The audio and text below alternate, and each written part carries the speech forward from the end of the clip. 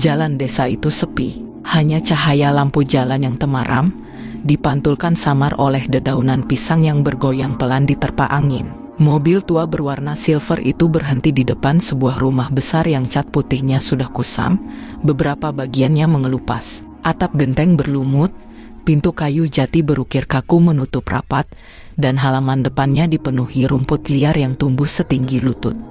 Arman turun lebih dulu. Ia menghela napas panjang, menatap rumah itu sambil menggaruk kepala. Ya Tuhan, rumah nenek jadi nggak terurus begini.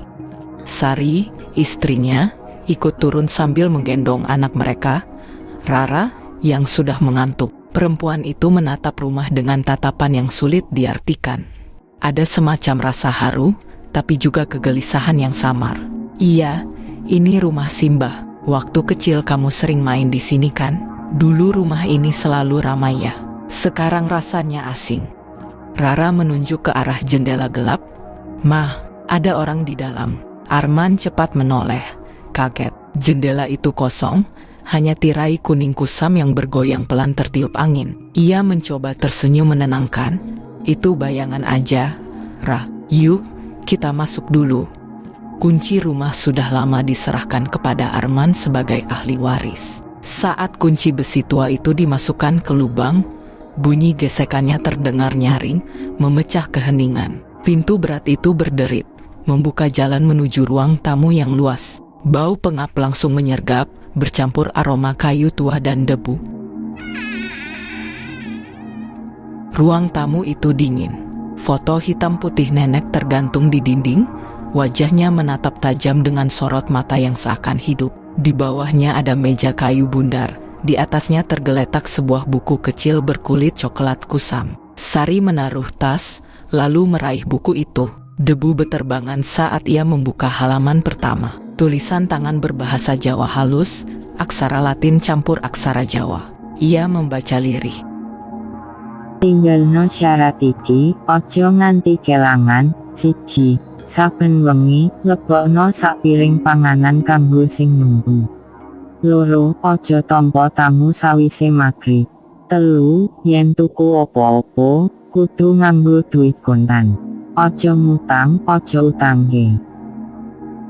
Tinggalkan kondisi ini, jangan sampai hilang. 1.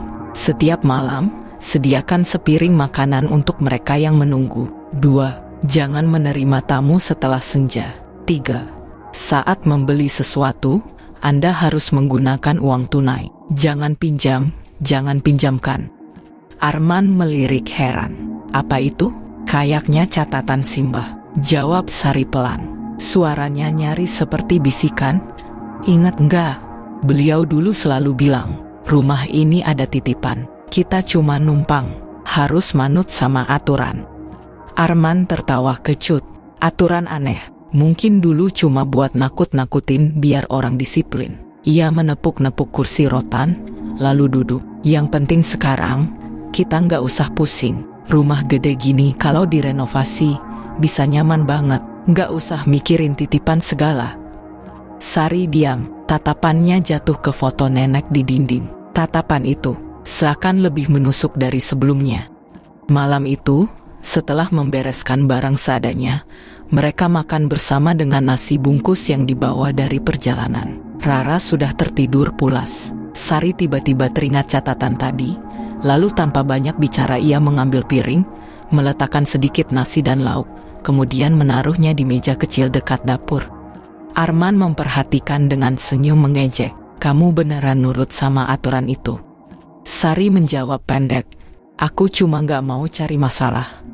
Saat tengah malam, Arman terbangun karena suara aneh. Ia mengira kucing liar masuk dapur. Pelan-pelan ia berjalan, hanya untuk menemukan piring yang tadi ditaruh Sari. Sudah kosong, bukan bersih, melainkan basah, licin, seolah habis dijilat sesuatu yang besar. Ia berdiri kaku, bulu kuduknya meremang. Dari jendela dekat dapur, samar-samar ia mendengar suara berat seperti napas, dan bau anyir darah yang menusuk hidungnya. Arman buru-buru menutup pintu, menahan napas. Saat kembali ke kamar, ia menatap wajah Sari yang tidur nyenyak. Hatinya ingin membangunkan, tapi lidahnya keluh. Ia hanya berbaring, menutup mata rapat-rapat, sambil berdoa semoga itu hanya imajinasinya. Namun sebelum ia benar-benar terlelap, dari ruang tamu terdengar bunyi kursi digeser pelan. Lalu suara berat, lirih, menyerupai bisikan. Titipan, ojo lali. Pagi pertama di rumah itu disambut cahaya matahari yang tembus dari celah jendela tua. Udara masih dingin, tapi jauh lebih segar daripada pengap malam tadi. Sari terbangun lebih dulu, lalu masuk ke dapur untuk membereskan piring yang ia taruh semalam. Tangannya gemetar, piring itu kosong, bersih, tidak ada sisa nasi atau lauk sama sekali, seolah benar-benar dijilat licin. Sari menggenggam erat piring itu, lalu menaruhnya kembali di rak. Hatinya ingin bertanya-tanya, tapi ada bisikan halus dalam dirinya. Sudahlah, jangan ditelusuri, jalani saja. Arman muncul dengan muka lelah. Ia tidak bercerita apa yang ia dengar tadi malam. Aku ke warung dulu ya, cari sarapan, katanya datar. Warung di ujung jalan ternyata hanya punya beberapa piring pecel, tahu tempe, dan sayur lodeh. Arman mengeluarkan lembaran 100.000, agak ragu karena khawatir pemilik warung tidak punya kembalian. Tapi anehnya, ibu warung itu tersenyum ramah dan langsung memberi uang pas. Sepulangnya, ia menemukan sesuatu yang membuatnya terdiam. Di teras rumah, tergeletak plastik hitam. Di dalamnya ada 2 ekor ayam kampung masih hidup, menggelepar-gelepar dengan kaki diikat. Tidak ada catatan, tidak ada yang mengaku mengantar. Rezeki nomplok. Arman tertawa heran. Siapa yang ngasih ayam segar gini? Sari hanya menatap. Dulu, ia ingat betul ibunya sering cerita, kalau kita manut aturan, rezeki bakal ngalir terus. Kadang lewat jalan yang gak kepikiran. Hari-hari berikutnya terasa seperti mimpi. Arman yang biasanya susah payah mendapat proyek kecil dari pekerjaannya sebagai tukang gambar bangunan, mendadak dapat tawaran besar. Seorang kenalan lama menghubunginya, minta dibuatkan rancangan rumah toko dengan bayaran yang jauh di atas biasanya. Di saat bersamaan, Sari yang membuka kembali warung kecil Simbah di halaman depan rumah, mendadak laris. Orang-orang desa berdatangan, bahkan dari kampung sebelah. Katanya masakan Sari lebih enak meskipun bumbunya sederhana. Uang mulai menumpuk. Mereka bisa membeli perabot baru, mengecat sebagian dinding rumah, bahkan mengganti kasur yang sudah usang. Rara, yang biasanya sering merengek ingin mainan, kali ini dibelikan boneka besar yang ia peluk setiap malam. Namun, setiap kebahagiaan selalu diikuti oleh sesuatu yang ganjil. Suatu malam, Arman sengaja tidak menaruh piring di dekat dapur. Ia ingin membuktikan apakah benar ada yang mengambil makanan itu atau hanya tikus. Tapi sekitar jam 2 dini hari, suara keras menggema di dapur. Piring jatuh pecah. Arman meloncat dari kasur, keringat dingin menetes. Saat ia ke dapur, piring pecah berserakan di lantai. Lebih aneh lagi, di meja ada bekas tangan besar, lengannya berlapis lendir, dan jejak itu perlahan mengering hingga hilang sendiri. Keesokan paginya, Arman tidak berani protes lagi. Ia malah ikut-ikutan menaruh piring setiap malam. Sari merasa lega, tapi tetap dihantui rasa takut. Karena bersamaan dengan datangnya rezeki, ia juga mulai sering mendengar cerita dari tetangga. Ada yang berbisik, Simbah itu dulu itu orang sakti. Katanya punya penunggu, makanya warungnya nggak pernah sepi. Ada juga yang nyeletuk, keluargamu beruntung, ya. Nggak semua orang bisa dapat warisan rumah itu. Tapi hati-hati, katanya ada syaratnya. Malam keempat sejak mereka tinggal di sana, Rara terbangun sambil menangis. Ia menunjuk ke arah lemari kayu di pojok kamar. "Mah, bonekanya gerak." Dia ketawa. Sari buru-buru menenangkannya, memeluk erat. Boneka besar itu diam, matanya hitam bulat menatap lurus. Tapi Sari bersumpah ia sempat mendengar suara cekikikan pelan. Hari demi hari, rezeki terus mengalir. Semakin banyak orang datang membeli, semakin banyak uang yang masuk. Namun, setiap kali malam tiba, ada ritual yang wajib dilakukan. Menaruh 1 piring makan lengkap di dapur. Kadang terdengar sendok diketuk 3 kali, kadang terdengar langkah berat di teras. Arman mulai berkata pada Sari, "Kalau begini terus, kita bisa kaya. Rumah ini benar-benar membawa keberuntungan." Sari menunduk, ada kilatan rasa bersalah di wajahnya. Ia tahu keberuntungan ini bukan gratis. Ada sesuatu atau seseorang yang menunggu di balik kegelapan rumah tua itu. Dan aturan-aturan yang ditinggalkan nenek hanyalah permulaan. Malam itu hujan deras. Angin menerpa dinding rumah tua itu, menimbulkan suara gesekan yang membuat bulu kuduk berdiri. Air menetes dari langit-langit, menimpa ember yang sudah diletakkan Sari sejak sore. Irama monoton yang anehnya membuat rumah semakin terasa sepi. Arman duduk di ruang tamu, menghitung uang dari proyek pertamanya. Tumpukan uang tunai ia letakkan di atas meja. Lalu ia tersenyum puas. Bayangin Sar, baru seminggu di sini, rezeki ngalir terus. Rasanya kayak ada yang buka jalan. Sari hanya diam, menyiapkan teh hangat. Tatapannya sesekali melirik foto nenek yang masih tergantung di dinding. Senyum nenek dalam foto itu terlihat kaku, tapi entah kenapa, malam ini matanya seolah mengikuti gerak siapapun di ruangan itu. "Mas," suara Sari lirih, "kamu pernah mikir nggak kalau semua ini ada syaratnya?" "Aku takut." Arman tertawa kecil. "Syarat apa? Kita kan cuma nurutin tradisi, masak aja kasih piring tiap malam. Kalau cuma begitu, gampang. Daripada kerja keras nggak ada hasil." Sari ingin membantah, tapi suara lain memotong. Dari arah dapur terdengar suara sendok diketuk 3 kali. Keduanya terdiam. Arman menelan ludah, menoleh ke arah dapur yang gelap. "Kamu tadi naruh piring lagi, kan?" Sari mengangguk pelan. "Iya, ayam goreng sama sayur asem." "Kenapa?"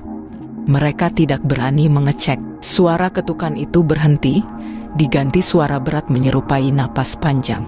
Lalu hening kembali. Keesokan paginya, sesuatu membuat mereka kaget. Rara, anak mereka, duduk di teras sambil menggambar di buku kecilnya. Ia menggambar sosok besar berwarna hitam, dengan mata merah menyala. Tangan dan kakinya raksasa, perut buncit, dan ia digambarkan sedang duduk di pojok dapur. Arman langsung merenggut buku itu. "Ra, ini gambar apa?" Rara menoleh polos. "Itu om gede yang semalam duduk di dapur. Dia bilang jangan lupa taruh makanan. Kalau enggak, nanti om marah." Wajah Sari pucat seketika. Ia menggenggam lengan anaknya erat-erat. "Rara, jangan ngomong sembarangan." Tapi anak kecil itu hanya tertawa, seolah tak mengerti ketakutan orang tuanya. Hari-hari setelah itu, gangguan makin sering muncul.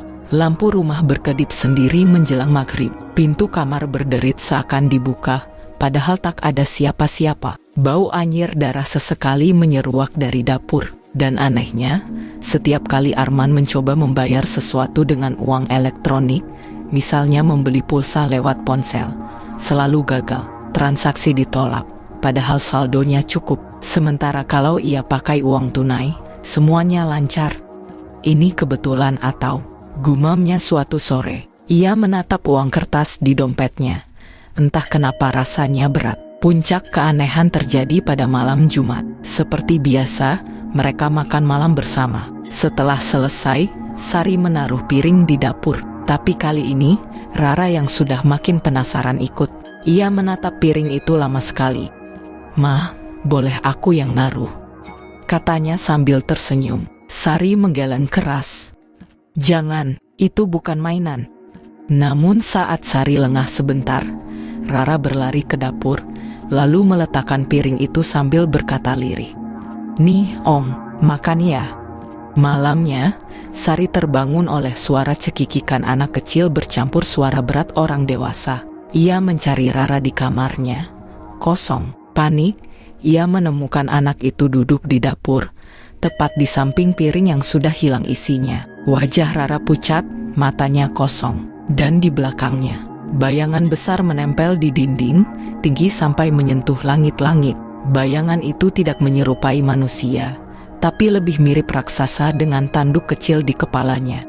Sari menjerit, membuat Arman terbangun dan buru-buru menarik Rara. Bayangan itu lenyap, tapi bau anyir yang pekat tetap tertinggal. Sejak malam itu, Arman dan Sari tak bisa tidur tenang. Mereka tahu benar, retakan sudah mulai terbuka. Aturan-aturan yang ditinggalkan Simbah bukan sekadar tradisi, melainkan kontrak yang mengikat. Dan sesuatu di rumah itu mulai menagih lebih dari sekadar sepiring nasi. Hari-hari berikutnya terasa semakin aneh. Uang terus mengalir, tapi bersamaan dengan itu, kegelisahan juga tumbuh. Arman yang awalnya skeptis kini tak lagi banyak protes. Setiap malam, ia sendiri yang menaruh piring di dapur. Bahkan, tanpa sadar, ia mulai berdoa pendek sebelum menaruhnya, meski hanya gumaman tak jelas. Namun, Rara semakin sering bicara tentang Om Besar. Ia menggambar sosok itu di hampir setiap lembar bukunya. Tubuh hitam raksasa, mata merah, mulut menyeringai. Kadang ia menambahkan detail baru, seperti rantai di tangannya, atau perut buncit dengan mulut kecil di tengahnya. Sari mulai takut. Mas, kalau begini terus, Rara bisa trauma. Dia anak kecil, kenapa harus lihat semua itu? Arman mencoba menenangkan, mungkin cuma imajinasinya. Anak kecil kan sering gitu. Tapi dalam hatinya, ia tahu ada yang tidak beres. Suatu malam, Sari sibuk memasak di dapur sementara Arman menonton televisi. Hujan turun deras, membuat sinyal televisi bergaris-garis. Rara yang sedang bermain tiba-tiba merengek lapar. Mah, aku mau burger, sama kentang goreng, kayak di kota. Sari menghela napas. Rara, kita nggak bisa beli itu sekarang. Warung udah tutup semua. Rara cemberut. Ia melihat ponsel di meja, lalu dengan polos membuka aplikasi makanan online. Sesuatu yang biasa ia lihat ayahnya lakukan dulu ketika mereka masih tinggal di kota. Dengan cekatan ia memilih menu, lalu menekan tombol pesan. Arman yang mendengarnya langsung menoleh. Rara, jangan main handphone sembarangan. Tapi sudah terlambat. Notifikasi berbunyi. Driver dalam perjalanan. Arman pucat seketika. Ingatannya langsung melayang pada catatan nenek. Ojo tompo tamu sawise maghrib. Jangan terima tamu setelah maghrib. Jam dinding menunjukkan pukul 8 malam. Mas, kita harus batalkan. Sari panik. Ia mencoba menelepon driver, tapi sinyal mendadak hilang. Layar ponsel hanya menampilkan pesan. Tidak ada jaringan. Suara motor akhirnya terdengar mendekat. Bercampur suara hujan yang menampar genteng. Sorot lampu menembus halaman rumah. Seorang pria dengan jaket hujan berhenti di depan pagar, mengangkat plastik berisi makanan cepat saji. Arman membuka pintu dengan ragu. Mas, maaf, bisa ditaruh aja di pagar. Uangnya saya lempar dari sini. Driver itu mengerutkan kening. Pak, hujan deras. Makanan bisa basah. Mending saya antar sampai teras. Sari berlari, wajahnya panik. Jangan masuk, teriaknya. Tapi suara hujan membuat teriakannya nyaris tenggelam. Arman bimbang, tapi akhirnya menyerah. Ya sudah, masuk sebentar. Driver itu melangkah ke teras, menaruh kantong makanan di meja. Saat Arman mengambilnya, tiba-tiba lampu rumah mati mendadak. Gelap gulita, hanya cahaya kilat menyambar, menerangi wajah driver yang anehnya terlihat kaku, pucat, matanya kosong. Sari menjerit dan buru-buru menarik Arman ke dalam. Begitu pintu ditutup, suara motor kembali terdengar menjauh. Saat listrik menyala kembali beberapa detik kemudian, kantong makanan masih ada di meja. Tapi isinya sudah berubah. Bukan burger atau kentang goreng, melainkan daging mentah berlumuran darah, dengan bau busuk menusuk hidung. Arman terpaku, wajahnya pucat pasi. Sari langsung membuang kantong itu jauh ke halaman, tapi baunya masih menempel di dalam rumah. Rara hanya berdiri terpaku, matanya berkaca-kaca. Om Besar marah. Mah, katanya kita nggak boleh pesan makanan kayak gitu lagi. Malam itu, mereka bertiga tidak tidur. Dari dapur, suara-suara aneh terdengar. Sendok diketuk lebih keras dari biasanya. Piring bergeser sendiri. Bahkan suara berat menyerupai geraman binatang. Dan esok paginya, Keberuntungan yang selama ini mengalir mulai retak. Uang yang baru saja diterima Arman untuk proyeknya lenyap dari meja kerja. Dompet Sari yang biasanya berisi penuh mendadak kosong. Lebih parah lagi, Rara jatuh sakit tanpa sebab. Tubuhnya panas tinggi, tapi dokter desa yang dipanggil tidak menemukan tanda-tanda penyakit apapun. Ini cuma awalnya, Mas. Suara Sari bergetar, hampir tak terdengar. Simbah sudah bilang, sekali aturan dilanggar, semua bisa hancur. Arman hanya terdiam. Ia menatap foto nenek di ruang tamu, dan untuk pertama kalinya, ia merasa seolah nenek itu tersenyum tipis, bukan senyum lembut, melainkan senyum penuh rahasia. Sejak malam kantong makanan berubah menjadi daging busuk itu, rumah warisan nenek tak lagi sama. Seolah ada sesuatu yang kini menempel di setiap sudutnya. Bau anyir samar tetap tercium meski kantong itu sudah dibakar habis oleh Arman di belakang rumah. Pagi itu, Rara masih terbaring di kasur dengan tubuh panas tinggi. Bibirnya kering, kulitnya pucat. Sesekali ia bergumam, seakan bercakap dengan seseorang. Om besar marah. Dia bilang kita nggak boleh keluar rumah. Katanya kalau keluar nanti banyak yang ikut pulang. Sari meneteskan air mata, memegangi tangan putrinya. Mas, aku nggak kuat. Anak kita sakit, tapi dokter bilang sehat. Ini bukan sakit biasa. Arman, yang biasanya keras kepala, kini mulai goyah. Jadi, ini semua benar. Apa yang Simbah titipin itu nyata. Sari menunduk, tak berani menjawab. Namun dalam hatinya, ia yakin apapun yang mereka hadapi sudah jauh melampaui akal manusia. Hari itu hujan tak turun, tapi langit kelabu menekan, seakan menahan sesuatu di udara. Malam datang lebih cepat dari biasanya. Jam 7, suasana sudah gelap pekat. Arman memutuskan untuk berjaga. Ia menaruh kursi di dekat pintu dapur, piring kosong di depannya, seperti biasa. Tapi kali ini ia duduk menunggu.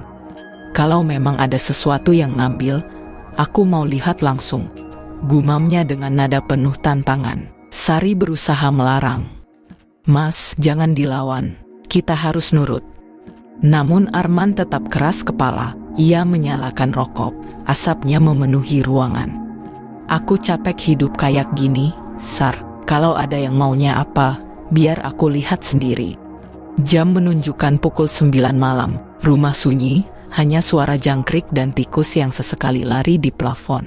Lampu ruang tamu berkelip-kelip, membuat suasana makin tegang. Tiba-tiba terdengar suara gesrek dari dapur, seperti piring digeser pelan. Arman langsung menegakkan badan. Rokok di tangannya jatuh, nyaris membakar kakinya. Mas, Sari berbisik ketakutan, berpegangan pada tiang. Arman menahan napas. Perlahan, ia melihat piring di dapur itu bergetar, seolah ada sesuatu yang tak kasat mata sedang meraihnya. Lalu, piring itu bergeser beberapa senti.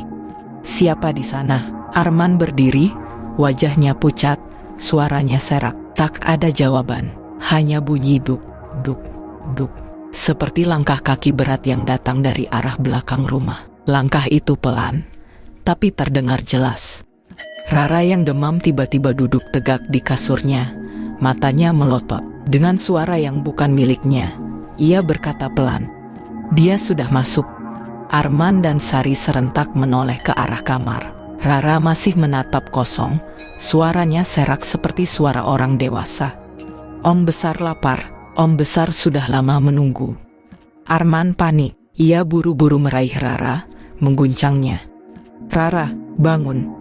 Tapi mata anak itu tetap kosong, seolah ia hanya perantara. Sari menangis histeris, menempelkan tubuh Rara ke dadanya. Lalu terdengar suara berat dari dapur, bukan suara manusia, seperti nafas binatang besar, kasar, menggeram. Pintu dapur yang biasanya rapat, perlahan berderit terbuka sendiri, meski angin malam sama sekali tak bertiup. Dalam kegelapan, sesuatu terlihat. Bayangan hitam menjulang di ambang pintu. Tingginya hampir menyentuh plafon, tubuhnya kekar, wajahnya kabur, hanya tampak mata merah menyala menatap ke arah mereka. Giginya panjang, meneteskan cairan hitam ke lantai. Dan yang paling membuat bulu kuduk berdiri, perutnya menggembung, penuh gerakan seperti ada sesuatu di dalamnya yang hidup. Arman ingin berdiri, tapi kakinya lemas. Suara itu terdengar lagi, kali ini lebih jelas. Janji dilanggar. Kata-kata itu tidak terdengar dengan telinga, melainkan menekan langsung ke dalam kepala mereka. Lampu di ruang tamu meledak satu persatu, meninggalkan rumah dalam kegelapan pekat. Rara menjerit, lalu pingsan di pelukan Sari. Arman, dengan sisa keberanian, berteriak, "Pergi, apa yang kau mau dari keluarga kami?" Bayangan itu bergerak, tubuhnya maju perlahan, setiap langkah membuat lantai bergetar. Bau anyir dan amis semakin menusuk hidung. Ia mengangkat tangannya yang besar, panjang, dengan kuku hitam yang runcing. Namun tiba-tiba, suara perempuan tua terdengar dari luar rumah, lirih tapi jelas. Ojo nganti lunga, ojo nganti lunga. Jangan pergi, jangan pergi. Bayangan itu berhenti, matanya yang merah mendelik ke arah pintu depan, seolah terganggu oleh suara itu. Lalu perlahan, tubuhnya surut kembali ke kegelapan dapur. Suara langkah beratnya menjauh, pintu menutup dengan keras, dan rumah kembali hening.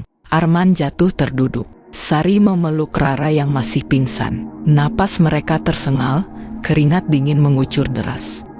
"Mas, tadi siapa yang bicara?" Suara Sari bergetar. Arman hanya bisa menggeleng. Tapi di dalam hatinya, ia yakin suara itu bukan halusinasi. Itu suara simbahnya. Suara yang mencoba memperingatkan mereka. Dan malam itu, mereka sadar satu hal. Penunggu itu bukan sekadar titipan, melainkan sesuatu yang harus mereka tanggung sepenuhnya. Aturan sekali dilanggar, maka hidup mereka tak akan pernah kembali sama. Hujan deras baru saja reda malam itu. Udara dingin merambat masuk lewat celah-celah jendela rumah tua peninggalan nenek. Arman duduk di ruang tengah, menyalakan rokok, sementara Sari membereskan piring di dapur. Rara sudah tidur sejak maghrib. Meski tidurnya tampak gelisah, sering membolak-balikan badan dan bergumam seperti mengigau. Sari keluar dari dapur membawa segelas teh panas. Ia menaruhnya di meja, menatap Arman dengan wajah cemas. "Man, aku nggak tenang sejak kejadian kemarin." Suara-suara dari belakang rumah. Bayangan yang nggak jelas itu. "Kamu yakin semua ini masih aman?" Arman menghembuskan asap rokoknya panjang. "Aku nggak tahu, Sar. Tapi aku nggak mau buru-buru percaya sama hal-hal gaib. Mungkin cuma perasaan kita aja. Lagian, rezeki kita belakangan ini lancar banget. Orderan rame, Rara juga bisa sekolah tenang. Aku nggak mau mikirin yang aneh-aneh." Sari menggigit bibir. Tapi aturan nenek itu jelas. Kita sudah melanggar waktu Rara pesan makanan online. Sejak itu, mulai banyak kejadian aneh. Kamu sadar nggak? Arman diam, wajahnya tegang. Ia memang tak bisa menyangkal. Setelah malam kejadian itu, rezeki mereka memang tetap mengalir, tapi ada hal-hal kecil yang membuat bulu kuduk berdiri. Piring yang disisihkan untuk penunggu rumah kadang berpindah tempat. Suara langkah kaki berat di teras padahal tak ada siapa-siapa. Hingga bau menyengat tanah basah bercampur anyir yang sesekali muncul di dalam rumah. Malam itu, piring yang Sari letakkan di dekat pintu dapur kembali kosong. Padahal ia yakin baru saja menaruh nasi hangat dan lauknya. Sari menelan ludah, tubuhnya gemetar. "Man, piringnya habis lagi. Kamu yang mindahin." Arman berdiri, menghampiri, dan melihat dengan mata kepala sendiri. Nasi lenyap, lauk lenyap, hanya menyisakan piring yang basah seolah baru saja dijilat sesuatu. Jantungnya berdegup keras. "Bukan aku, Sar," ucapnya pelan. Tiba-tiba, dari arah kamar, terdengar suara Rara berteriak histeris. Arman dan Sari sontak berlari. Mereka mendapati anak itu duduk di ranjang, wajahnya pucat, matanya terbelalak ke arah pojok kamar. Ada yang berdiri di sana. Rara menunjuk dengan tangan gemetaran. Sari langsung memeluk putrinya. "Sudah, Ra, sudah." Tapi ia sendiri merasa lututnya hampir goyah. Ia menoleh sekilas ke arah pojok kamar yang ditunjuk Rara, dan untuk sepersekian detik, ia melihat sesuatu. Bayangan hitam menjulang, bergerak perlahan masuk ke dinding, lenyap begitu saja. Arman tercekat. Cukup, Sar. Besok pagi kita cari orang pintar. Aku nggak mau Rara diganggu lagi.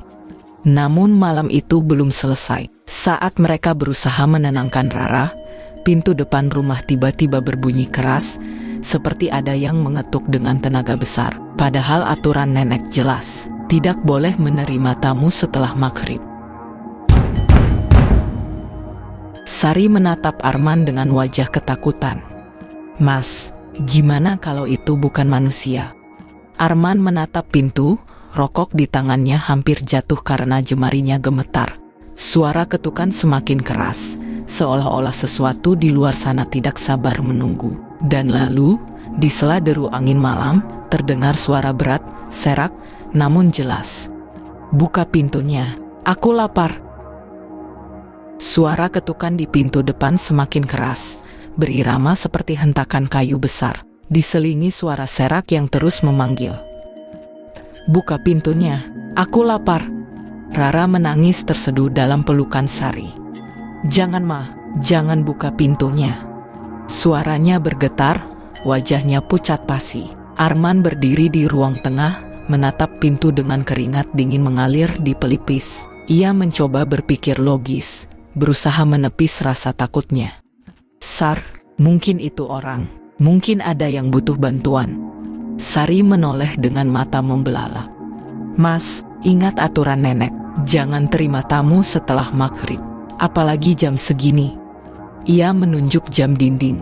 Jarum pendek sudah melewati angka 11. Suasana rumah makin terasa pengap, seperti ada hawa panas menekan dari luar. Arman menggenggam gagang pintu sebentar, lalu segera menarik tangannya. Permukaannya dingin sekali, lebih dingin daripada besi yang baru keluar dari freezer. Hatinya ciut, itu jelas bukan tamu biasa. Suara ketukan tiba-tiba berhenti. Sunyi, begitu sunyinya, bahkan detik jam dinding terdengar nyaring. Arman menelan ludah. Sari menggenggam erat tangan Rara yang masih terisak. Lalu terdengar suara langkah berat berputar di teras. Seperti kaki telanjang yang besar menghentak lantai. Mereka bertiga menahan napas.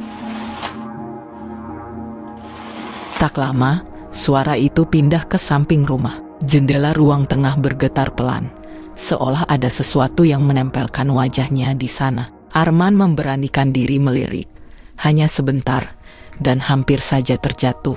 Ada bayangan hitam tinggi besar, matanya merah menyala, menempel di balik kaca. Bibirnya tersenyum lebar menampakkan gigi hitam panjang. Arman mundur, wajahnya pucat. Astagfirullah, itu bukan manusia. Sari langsung merangkul Rara makin erat. Mas, apa kita bakal mati malam ini? Bayangan itu kemudian menghilang. Rumah kembali sunyi, tapi mereka tahu sesuatu masih berkeliaran di luar sana.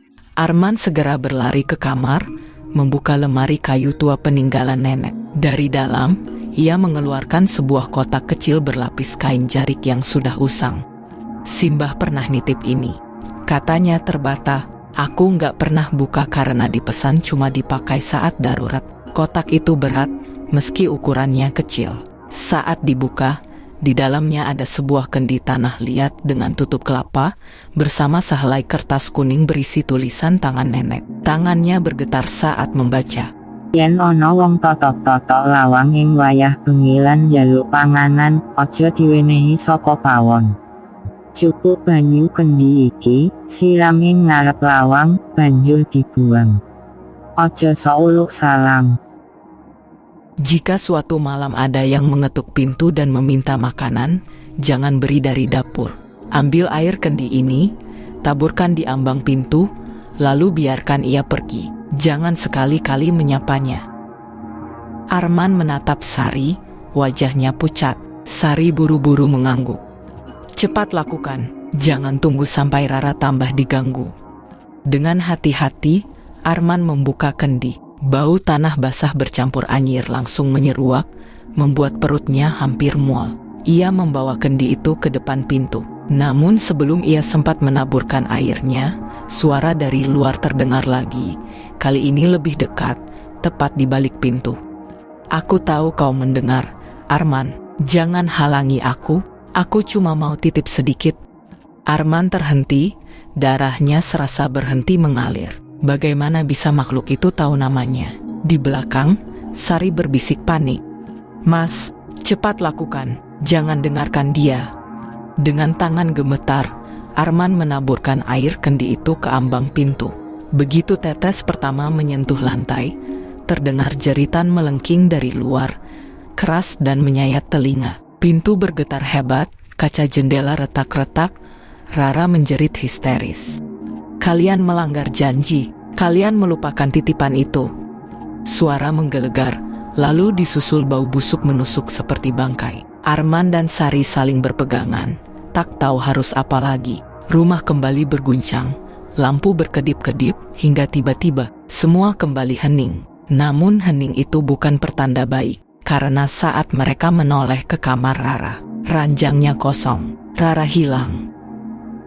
Ranjang Rara kosong. Sari langsung menjerit, berlari ke kamar anaknya, membuka setiap sudut, mengangkat selimut, bahkan sampai menengok ke kolong ranjang. "Rara, Rara!" Suaranya pecah, penuh kepanikan. Arman menyusul, wajahnya pucat pasi. Ia menyalakan lampu kamar lebih terang. Tapi hasilnya sama, tak ada Rara. Baju tidurnya yang merah muda masih tergeletak di lantai. Tapi tubuh anak itu menghilang seolah ditelan bumi. "Mas, Rara gak mungkin keluar sendiri. Tadi dia ada di pelukan aku." Sari memukul-mukul dadanya sendiri. Tubuhnya gemetar. Arman menggenggam kepala, hampir gila rasanya. Ini gak masuk akal.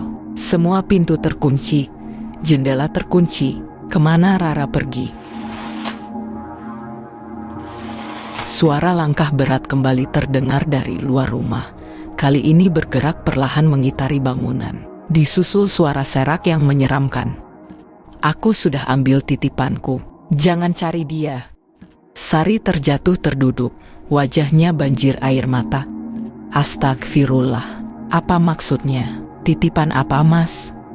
Arman kembali mengambil kertas kuning dari kotak tua peninggalan nenek. Ia membaca ulang sambil gemetar, berharap ada petunjuk lain. Tapi tulisan tangan nenek hanya singkat, kabur, dan penuh coretan yang sudah luntur. Di bagian bawah ada kalimat samar.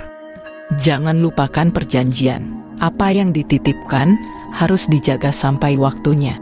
Arman meremas kertas itu. Perjanjian apa? Kenapa Simbah nggak pernah cerita lebih jelas? Sari menatap suaminya. Wajahnya ketakutan sekaligus marah. "Mas, kamu cucunya langsung. Kamu tinggal di rumah ini dari kecil. Kamu pasti tahu sesuatu yang nenek sembunyikan." Arman menunduk, keringatnya mengalir deras. Ingatannya berputar, kembali ke masa kecil.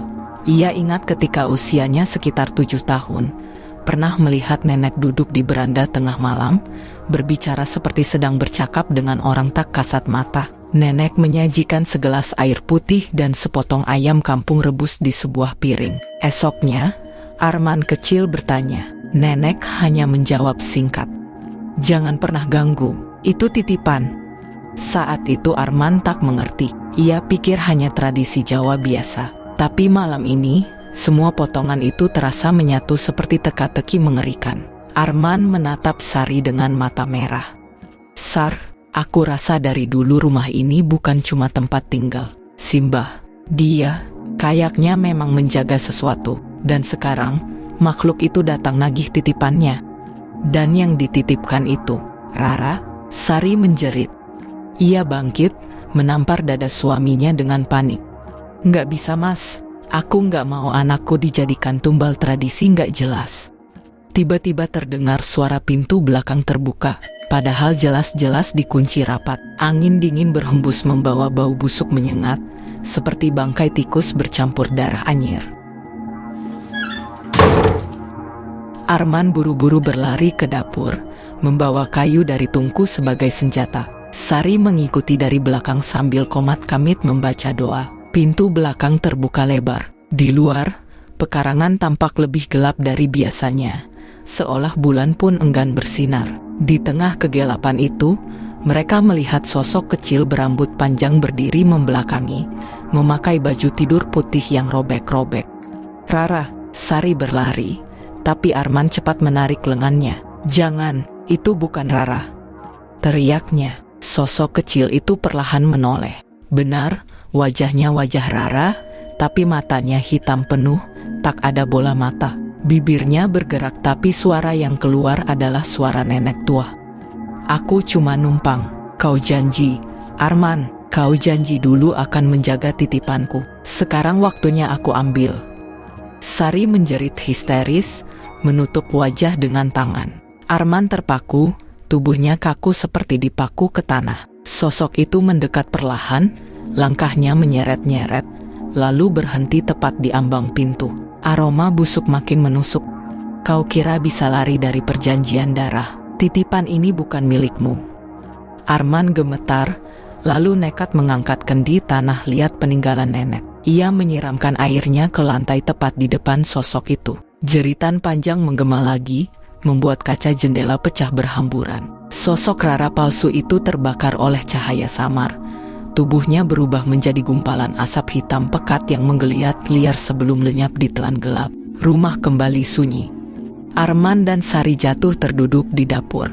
Napas mereka tersengal, tapi rasa lega hanya sesaat. Karena dari dalam kamar Rara, terdengar suara kecil yang jelas suara anak itu, menangis memanggil. "Mama, Papa, tolongin Rara. Gelap banget di sini." Sari spontan bangkit, wajahnya penuh harapan. "Itu suara Rara. Mas, anak kita masih hidup. Dia masih ada." Tapi Arman justru merinding, tubuhnya gemetar hebat. Suara tangisan itu bukan berasal dari kamar. Itu datang dari dalam lemari kayu tua peninggalan nenek. Tangisan lirih itu membuat bulu kuduk Arman dan Sari tegak semua. Suara kecil Rara terdengar jelas, seakan datang dari balik kayu tua yang usianya puluhan tahun. "Mama, gelap banget di sini. Rara takut." Sari langsung berlari, memegang gagang pintu lemari itu. Tangannya gemetar, air mata deras mengalir. "Rara, sabar ya. Ibu bukain sekarang." Namun Arman cepat menahan tangannya. "Jangan, Sar." Suaranya bergetar, penuh ketakutan. Sari menoleh dengan wajah putus asa. "Kenapa lagi, Mas? Itu jelas suara anak kita. Kamu nggak dengar apa?" Arman menelan ludah. Ia mengingat kembali cerita samar dari masa kecil. Lemari itu bukan sembarang lemari. Dulu ketika ia masih bocah, ia pernah memergoki nenek berdiri di depan lemari itu tengah malam, menempelkan telinganya, lalu berbisik pelan, seperti berbicara pada seseorang di dalamnya. Waktu kecil Arman kira itu cuma kebiasaan aneh orang tua. Tapi kini semua terasa masuk akal dengan cara paling mengerikan. Suara tangisan itu terdengar lagi, lebih nyaring, lebih menyayat hati. "Ma, gelap banget. Rara sendirian. Dingin, Ma." Sari makin histeris. Ia berusaha melepaskan pegangan Arman. "Lepasin, Mas. Aku nggak peduli apapun. Itu anakku." Arman mengguncang kepala, tubuhnya goyah antara logika dan cinta seorang ayah. "Tapi kalau itu bukan Rara, Sar. Kalau itu cuma umpan." Sunyi mendadak menyelimuti ruangan. Hanya suara detik jam dinding yang terdengar, seakan menunggu keputusan. Tiba-tiba, dari sela-sela pintu lemari yang tua itu, menetes cairan hitam pekat. Baunya menyengat seperti darah basi bercampur bangkai. Lantai keramik menjadi licin, menyebarkan aroma busuk yang membuat perut mual. Sari mundur spontan, menutup mulutnya. "Ya Allah." Arman memberanikan diri menempelkan telinga ke pintu lemari. Suara di dalam terdengar lebih jelas, tapi bukan hanya suara Rara. Ada bisikan lain, suara berat, parau, bercampur dengan tangisan anak kecil. "Janji darah sudah dekat, titipan sudah waktunya ditebus. Buka, buka." Arman terlempar ke belakang, jantungnya hampir copot. Astagfirullah, itu bukan cuma Rara. Lampu kamar berkelip-kelip, Angin dingin meniup gorden jendela meski tak ada angin dari luar. Suasana berubah seperti rumah kosong tak berpenghuni. Sari menggigil, tubuhnya lemas. Mas, kita harus cari bantuan. Kita nggak bisa hadapi sendirian. Kita panggil Ustadz atau siapa aja. Tapi belum sempat Arman menjawab. Pintu lemari bergetar keras seperti ada yang menghantam dari dalam. Suara itu membuat kaca jendela ikut bergetar. Tangisan Rara semakin kencang. Ma, tolongin Rara. Jangan biarin Rara di sini. Sari lagi-lagi hampir berlari membuka. Tapi tiba-tiba suara itu berubah. Nada tangisnya pelan-pelan menjadi tawa kecil yang dingin, menyeramkan. Sama sekali bukan suara anak kecil lagi. Kalian masih percaya titipan sudah jadi milikku? Sari langsung jatuh terduduk, menangis sekencang-kencangnya. Ya Allah, itu bukan Rara. Bukan. Arman memeluk istrinya, tapi tubuhnya sendiri gemetar. Otaknya berpacu, mencoba mengingat detail apapun tentang neneknya, tentang perjanjian yang selalu ia abaikan. Lalu, matanya tertuju pada bagian bawah lemari. Ada ukiran kecil yang samar, tertutup debu. Ia menghapusnya dengan jari, dan menemukan simbol aneh mirip bunga teratai, tapi di tengahnya ada gambar mata. Ingatannya berkelebat lagi. Nenek dulu sering menempelkan kembang 7 rupa di depan lemari itu setiap malam Jumat. Arman tersentak. Sar, ini bukan lemari biasa. Ini kayak pintu buat sesuatu yang ditahan nenek selama ini. Sari mendongak, hatinya hancur. Terus kenapa sekarang pintunya kayak dibuka? Arman menghela napas berat, suaranya lirih. Karena titipannya sudah jatuh ke generasi kita, ke Rara. Sekali lagi, lemari itu bergetar makin keras, seolah akan jebol kapan saja. Dari sela pintu kini muncul jari-jari kurus panjang, warnanya pucat kebiruan, kuku-kukunya panjang kotor penuh darah kering. Jari-jari itu mencengkeram tepi pintu, mencoba membuka dari dalam. Sari menjerit histeris. Arman nekat mengambil kursi kayu dan menghantamkan ke pintu lemari sekuat tenaga. Keluar kau kalau berani, jangan sentuh anakku. Pintu lemari retak sedikit, dan dari dalam terdengar suara jeritan panjang bercampur tangis anak kecil. Lalu tiba-tiba, hening, tak ada lagi suara, tak ada lagi getaran, hanya bau anyir yang masih menggantung. Arman terengah, keringat membasahi wajah. Ia menatap pintu lemari itu lekat-lekat, sesuatu di baliknya masih menunggu. Tapi saat ia lengah, dari bawah pintu lemari, perlahan keluar sebuah boneka kecil milik Rara. Boneka beruang lusuh yang selalu dipeluk anak itu sebelum tidur. Sari menatap boneka itu dengan mata terbelalak. Itu boneka Rara. Boneka itu basah kuyup oleh cairan hitam yang sama, pekat, lengket, berbau busuk. Kemudian, Rara pelan-pelan keluar dari dalam lemari. Tubuhnya kotor, penuh cairan hitam, dan matanya kosong. Dia hanya melihat ke Sari dan Arman selama beberapa detik, lalu jatuh pingsan. Sari segera memeluk anaknya dan membersihkan tubuhnya sambil terus berusaha menyadarkannya. Setelah beberapa menit, Rara sadar, tapi hanya diam. Malam itu, setelah kejadian Rara dan boneka keluar sendiri dari lemari, rumah Arman dan Sari terasa seperti tidak lagi milik manusia. Bau anyir bercampur tanah basah menusuk hidung, seakan ada sesuatu yang dikubur lalu mendadak terangkat ke permukaan. Rara tak berhenti menangis, tubuhnya demam, matanya merah seperti kurang tidur. Sari menggigil, tak berani mendekati lemari. Mas, kita nggak bisa diam aja, aku nggak sanggup kalau tiap malam begini. Arman yang sejak tadi mondar-mandir, akhirnya menepuk keningnya keras. Besok pagi aku panggil Ustadz Roji. Dia orang paling disegani di kampung sebelah. Kalau ada yang ngerti soal beginian, pasti dia. Malam itu mereka bertiga tidur berdesakan di ruang tengah, jauh dari kamar dan lemari. Namun, meski lampu dinyalakan semua, suara dari arah lemari tak pernah berhenti. Suara gesekan kayu, seperti kuku yang mencakar dari dalam, dan kadang suara ketukan halus, seolah ada yang ingin keluar lagi. Pagi harinya, Ustadz Roji datang. Lelaki paruh baya dengan sorban putih kusam dan tongkat kayu di tangan. Wajahnya teduh, tapi tatapan matanya tajam, seperti menembus dinding rumah. Begitu masuk, ia langsung berhenti di depan lemari tua itu. Tidak ada basa-basi. "Dari mana kalian dapat benda ini?" tanyanya dengan suara berat. Arman menelan ludah. "Warisan dari ibu saya," katanya peninggalan nenek. "Waktu pindah ke sini, lemari itu sudah ada di kamar. Saya pikir biasa saja, tapi sejak kami tinggal, banyak hal aneh terjadi." Ustadz Roji mengetuk tongkatnya pelan ke lantai. "Ini bukan sekadar lemari, ini pintu. Perjanjian lama yang dilabuhkan dengan darah. Saya sudah pernah dengar kisah keluarga kalian, tapi tak menyangka wujudnya masih ada." Sari menatap bingung. "Perjanjian apa, Ustadz? Maksudnya, darah siapa?" Ustadz Roji menarik napas panjang, lalu duduk di kursi kayu yang berderit pelan. Suaranya lirih, namun penuh tekanan.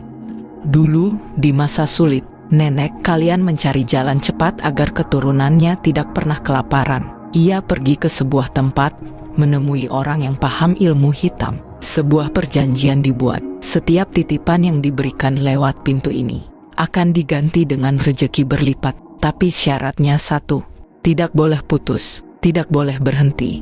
Kalau berhenti, gantinya akan ditagih dengan nyawa." Sari menutup mulutnya. Tubuhnya bergetar. "Jadi, makanan yang kita taruh di piring setiap malam bukan sekadar makanan," potong Ustadz Roji. "Itu persembahan. Dan boneka itu."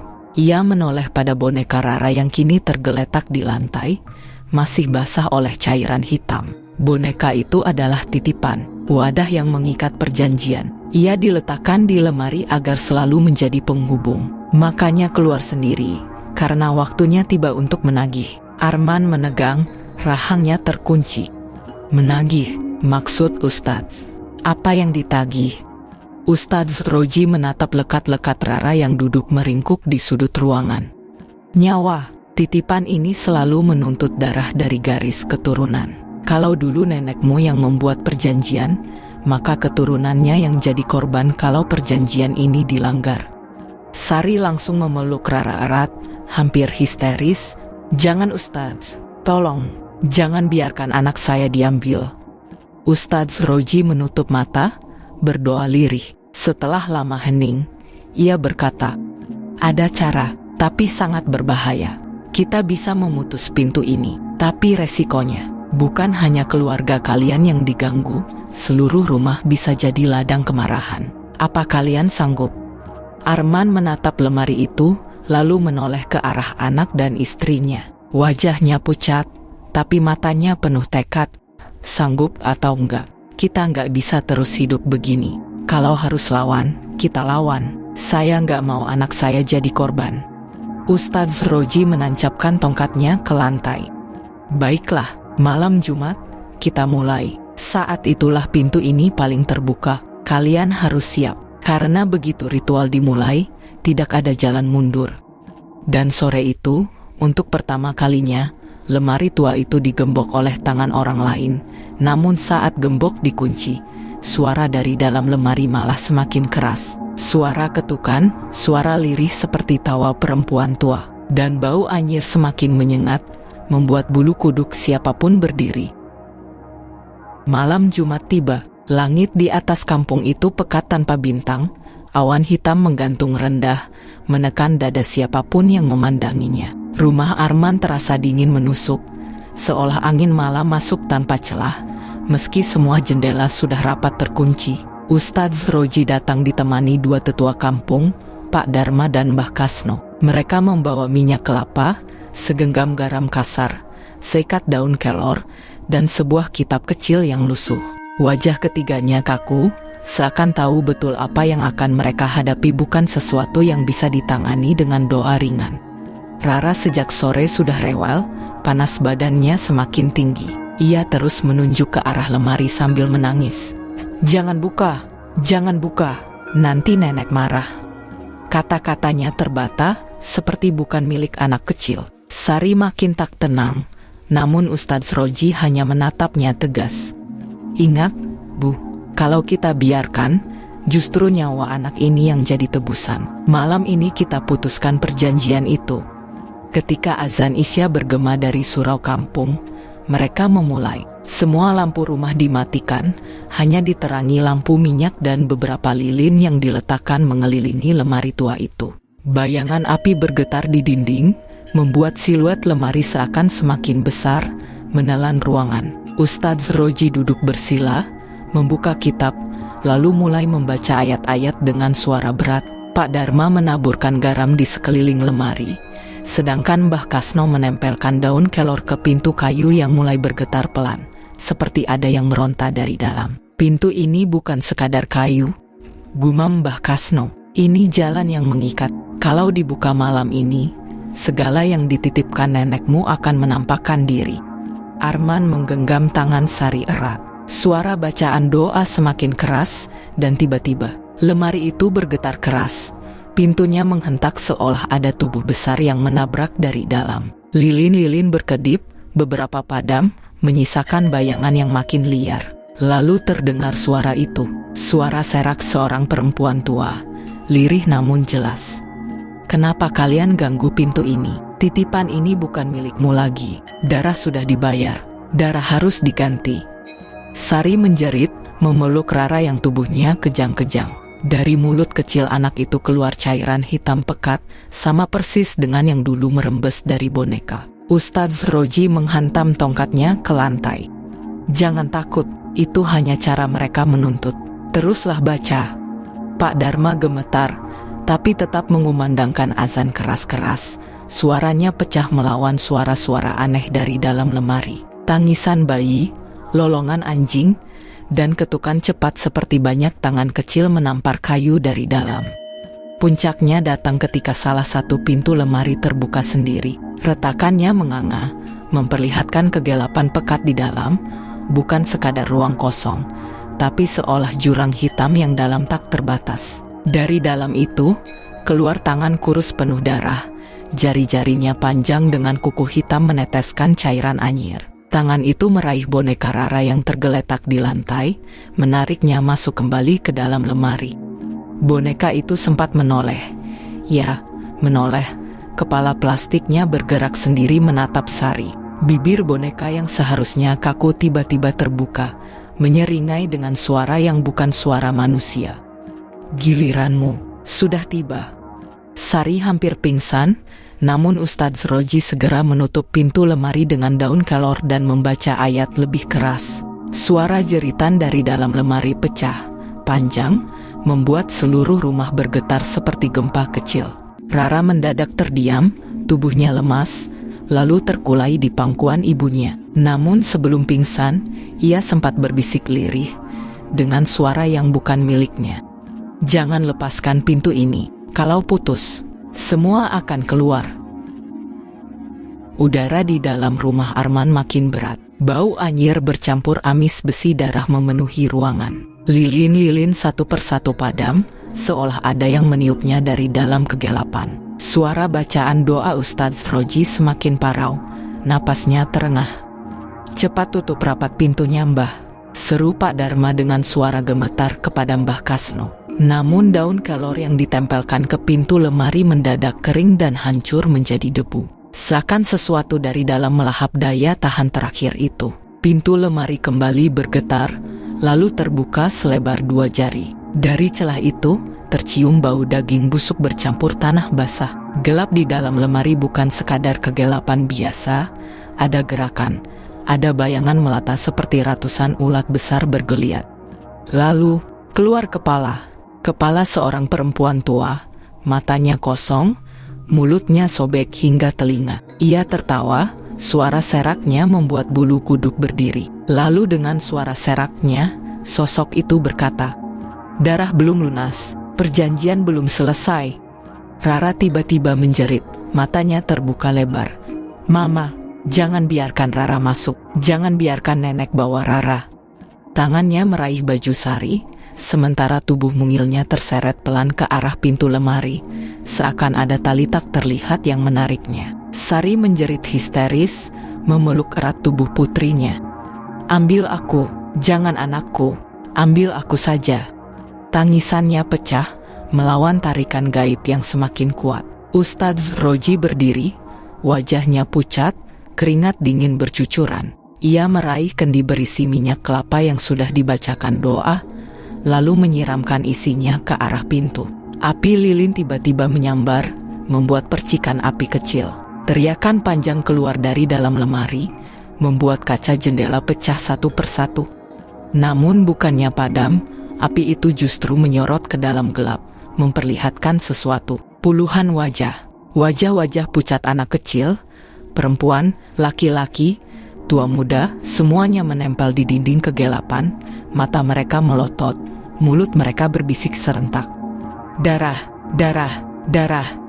Pak Dharma jatuh tersungkur sambil menutup telinganya. Astagfirullah, ini bukan cuma titipan nenek, ini kuburan perjanjian. Semua yang mati ikut terikat. Pintu lemari terbuka makin lebar. Dari dalam, sosok perempuan tua itu merangkak keluar. Tubuhnya hitam legam, rambutnya panjang berlumur lumpur, jari-jarinya panjang mencakar lantai kayu hingga terkelupas. Ia menoleh ke arah Sari, matanya menyala merah. Janji darah itu bukan milikmu, tapi anakmu. Dia warisan, serahkan atau semuanya akan binasa. Sari mengguncang tubuh Rara, menolak melepas pelukan. Tidak, lebih baik aku mati. Ustadz Roji mengangkat kitabnya tinggi-tinggi, suaranya menggelegar meski bergetar. Kalau kau haus darah, minum darahku. Tapi perjanjian ini aku putuskan malam ini, demi Allah yang Maha Kuasa. Ia lalu menggigit tangannya sendiri, meneteskan darah ke atas garam yang tersisa, lalu melemparkannya tepat ke arah pintu lemari. Begitu darah menyentuh lantai, ruangan berguncang keras, suara teriakan bercampur lolongan meledak keluar. Sosok nenek hitam itu menjerit melengking, tubuhnya terbakar api tak kasat mata. Wajah-wajah dari balik pintu berteriak, lalu satu persatu tersedot kembali ke dalam kegelapan. Pintu lemari bergetar hebat, lalu tertutup, hingga kayunya retak. Lalu hening. Sari terkulai sambil tetap memeluk Rara yang kini pingsan. Ustadz Roji terhuyung, hampir roboh, wajahnya pucat pasi. Pak Dharma dan Mbah Kasno sama-sama terduduk, tubuh mereka gemetar hebat. Namun sebelum semua sempat bernapas lega, dari celah pintu lemari yang retak, masih merembes cairan hitam, mengalir pelan di lantai, menuju kaki Rara. Mata anak itu tiba-tiba terbuka. Kali ini bukan matanya sendiri, melainkan mata tua, merah dan keruh. Bibir mungilnya bergerak, mengucapkan kata yang membuat semua orang di ruangan itu membeku. Ini belum selesai.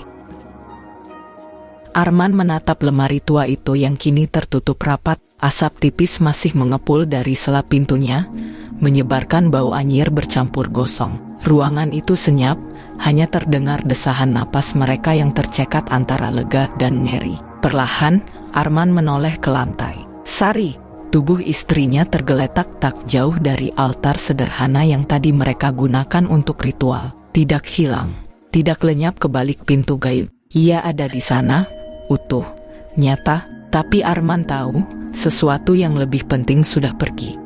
Sari terbaring dengan wajah tenang, seolah sedang tidur. Rambutnya terurai menutupi pipi, bibirnya sedikit tersenyum samar, seakan meyakinkan Arman bahwa ia ikhlas dengan semua yang telah ia pilih. Namun ketika Arman menggenggam tangannya, rasa dingin yang menusuk membuat hatinya runtuh. Tidak ada denyut, tidak ada kehidupan. Mama. Suara Rara pecah, lirih, sebelum berubah jadi tangisan keras yang menggetarkan ruangan. Ia berlari memeluk tubuh ibunya, mengguncang pelan, berharap keajaiban kecil terjadi. Mama bangun, jangan tinggalin Rara. Arman terhuyung mendekat. Ia memeluk keduanya, anaknya yang meraung, istrinya yang sudah membisu. Dadanya terasa hancur. Semua perjuangan, semua teror yang mereka alami, berakhir dengan kehilangan yang tak bisa diganti. Ustadz Rahman berdiri tak jauh, wajahnya muram. Inilah harga yang sudah lama digariskan. Jiwanya menjadi tebusan, tapi suaranya tercekat, lalu ia melanjutkan dengan berat. Lihatlah, lemari itu sudah tertutup. Perjanjian untuk sementara terputus. Sari telah menahan agar titipan itu tidak keluar. Arman menatap pintu lemari, lalu kembali menunduk pada tubuh istrinya. Air matanya jatuh membasahi rambut Sari. Dalam hening, ia berbisik, "Terima kasih, sudah melindungi kita. Aku janji, aku akan jaga Rara, seperti kamu titipkan." Di luar rumah, ayam jantan berkokok. Fajar merambat masuk lewat celah jendela, memberi cahaya pucat yang menyapu ruang tamu penuh abu. Semua terasa tidak nyata, seolah malam panjang penuh teror itu hanyalah mimpi buruk. Tapi tubuh dingin Sari di pelukan mereka adalah kenyataan pahit yang tak bisa ditolak.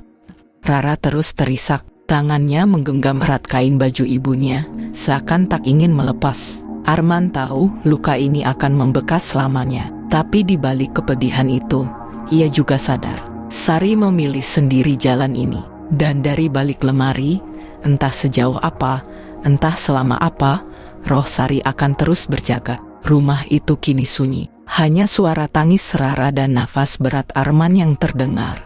Dan dari dalam lemari tua yang retaknya semakin jelas, samar-samar terdengar suara, seperti bisikan jauh. Tidak marah, tidak lapar, melainkan tenang. Seolah Sari masih ada di sana, menjaga. Arman menatap ke arah lemari dengan tatapan sendu. Ia tahu perang ini belum selesai. Tapi untuk saat ini, ia membiarkan dirinya larut dalam pelukan terakhir bersama jasad wanita yang telah menjadi benteng keluarganya. Matahari perlahan naik, menyinari rumah yang tak lagi sama. 3 tahun sudah berlalu sejak malam itu. Rara kini tumbuh menjadi gadis kecil yang lebih pendiam dibanding teman-teman seusianya. Ia jarang sekali mau tidur tanpa ditemani ayahnya. Dan setiap malam ia selalu meminta satu hal, jangan pindahkan lemari tua itu dari rumah mereka. Bagi Arman, lemari itu seperti luka yang tak pernah sembuh. Retakan kayu yang makin lebar seakan mengingatkan pada malam penuh darah dan jeritan. Namun entah kenapa, setiap kali ia berniat membuang atau membakarnya, ada rasa menahan yang begitu kuat. Bukan rasa takut, melainkan sejenis keyakinan bahwa sesuatu dari Sari masih ada di balik sana. Suatu malam, ketika listrik padam karena hujan deras, Arman terbangun oleh suara bisik kecil dari arah ruang tamu. Ia panik, mengira Rara yang mengigau.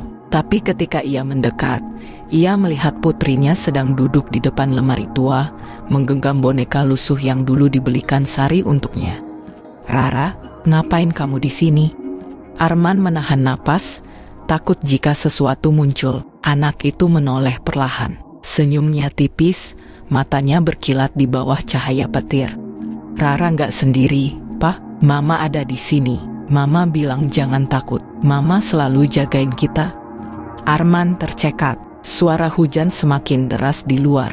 Sesaat ia ingin meraih Rara dan menjauhkan dari lemari itu, tapi langkahnya tertahan. Karena di detik berikutnya, dari celah kayu yang retak, terhembus aroma lembut yang begitu familiar.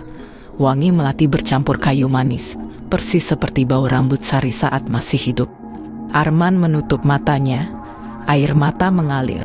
Ia tahu, tak ada yang bisa benar-benar mengembalikan istrinya. Tapi ia juga sadar, ada titipan terakhir yang lebih berharga dari apapun. Keberadaan Sari sebagai penjaga, meski hanya lewat bisikan samar dari balik lemari. Rara menatap ayahnya dengan senyum polos. "Kan aku udah bilang, Pak, Mama nggak pergi kok." Di luar rumah, hujan reda perlahan. Suara jangkrik kembali terdengar, dan lemari tua itu tetap berdiri di sudut ruang tamu, seperti sebuah nisan hidup atau pintu kecil menuju dunia yang tak sepenuhnya mereka mengerti. Namun bagi Arman dan Rara, di balik ketakutan yang tak pernah benar-benar hilang, ada rasa hangat yang membuat mereka bertahan. Keyakinan bahwa cinta Sari masih bersemayam di sana. Sebuah titipan terakhir yang tak akan pernah benar-benar mati. Like and subscribe.